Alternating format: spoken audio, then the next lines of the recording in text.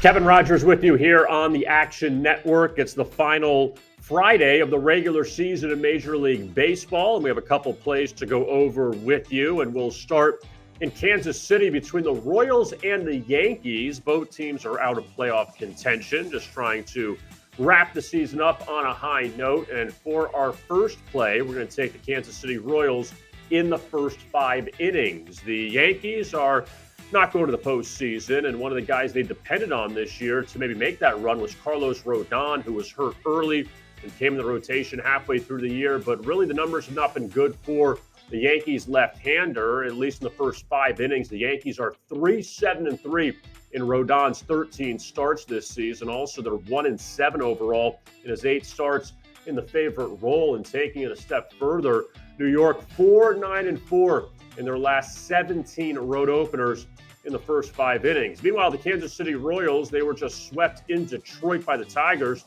but the Royals have been pretty decent in the first 5 innings recently, 13-5-1 in their last 19 games. They send Jordan Lyles out to the mound tonight, and Lyles has pitched well of late, 4-1 in his last 5 starts in the first 5 innings. We're going to take the Royals in the first 5 as our first play.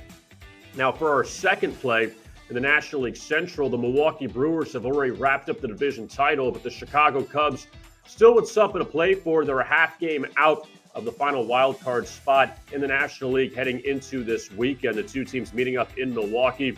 And for our second play, we're going to take the Cubs in the first 5 innings.